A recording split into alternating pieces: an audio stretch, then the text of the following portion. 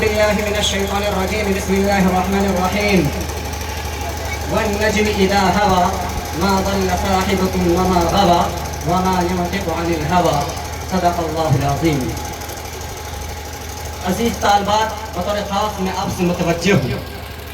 جو کتاب آپ شروع کرنے جا رہی ہیں یہ سارے عالم میں بخاری شریف کے نام سے جانی جاتی ہے، لیکن حقیقت یہ ہے کہ امام بخاری رحمہ اللہ یعنی محمد بن اسماعیل رحمہ اللہ نے اس کتاب کا جو نام رکھا ہے وہ بخاری شریف نہیں ہے. پھر بخاری شریف کا نام ہے کیا؟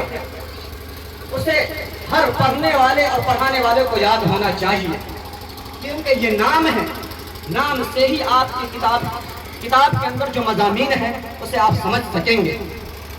باقی عام لوگوں کے لیے بخاری شریف کہہ دینا کافی ہے، لیکن آپ کے لیے کہہ دینا کافی نہیں ہے کہ بخاری شریف ہے، بلکہ اس کا پورا نام اور اس کی حقیقت سے آپ کو واقف ہونا بہت ضروری ہے.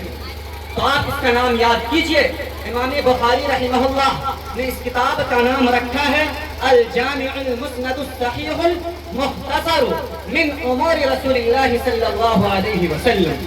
یہ بخاری شریف کا پورا نام ہے الجامع المسند الصحیح المختصر من امور رسول اللہ صلی اللہ علیہ وسلم. اب اتنا لمبا نام ہے، عام لوگوں کے لیے نام یاد رکھنا بڑا مشکل تھا، اس لیے لوگوں نے اس کے نام کو حذف کر دیا.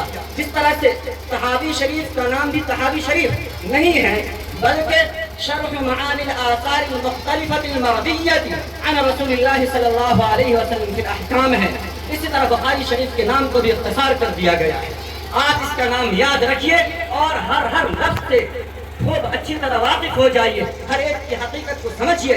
میں اس مختصر سے وقت میں سارے الفاظ کی تو ترجمانی نہیں کر سکتا، سارے الفاظ کی وضاحت نہیں کر سکتا، البتہ آپ جامع کو سمجھ لیجئے.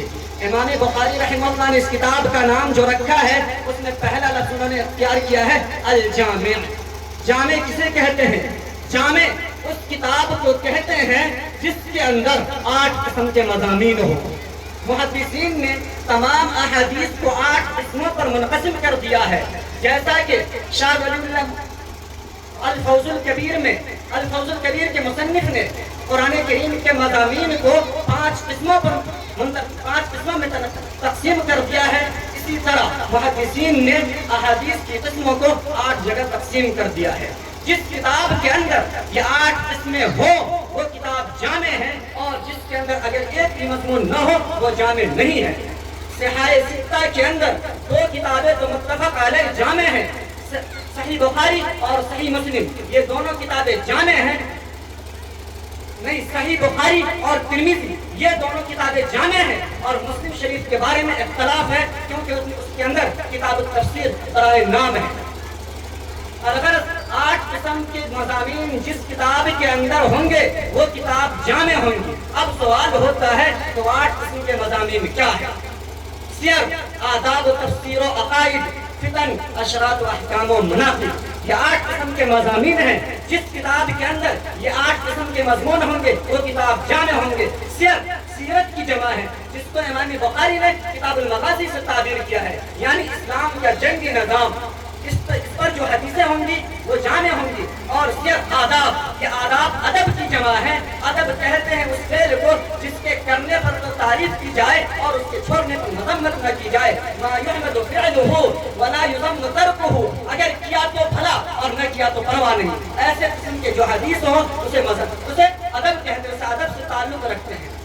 آداب و تفسیر، قرآن کریم کی بہت سی آیتیں، اکثر آیتیں ایسی ہیں جو بغیر احادیث کے سمجھ آ جانے والی ہے، لیکن بعض آیتیں ایسی ہیں جس کے شان نزول کو جانے بغیر، پس منظر کو جانے بغیر سمجھا نہیں جا سکتا ہے. اسی کی تفسیر کے لیے، اسی کی وضاحت کے لیے جو احادیث ہو اسے تفسیری احادیث کہتے ہیں. اگر تفسیری احادیث بھی ہو تو وہ کتاب جامع کہلائیں گے. صرف آداب و تفسیر و عقائد یہ عقیدہ کی جمع. عقیدہ دین کا بنیادی رکن ہے. اس کے بغیر تم इंसान मुसलमान हो ही नहीं सकता है। और इमाम बुखारी रहमहुल्लाह ने अकाइद से मुतालिक 2 किताबें कायम की है, शुरू में भी और आखिर में भी, किताबुल ईमान और किताबुत तौहीद। इसी तरह से आप अपने असातिज़ा से और जिनसे आपका ताल्लुक हो उनसे अहदीस, इमाम बुखारी ने इस किताब का जो नाम रखा है उस किताब के सारे मज़ामीन को समझते चले जाएंगे। मैं इस पर मुफस्सल कलाम अभी नहीं कर सकता हूँ। अल्लाह ताला से दुआ है कि अल्लाह ताला आपको इस किताब के समझने की तौफीक रहमत फरमाए। अगर आप इस किताब के उन्वान को नहीं समझेंगे, नाम को नहीं समझेंगे, तो कमा हक कहो मानवन को नहीं समझ सकते हैं। मैं इन्हीं चंद बातों पर अपनी बातें खत्म करता हूँ, इसलिए कि मुझे 5 मिनट का वक्त दिया गया। वमा तौफीक़ी इल्ला बिल्लाह।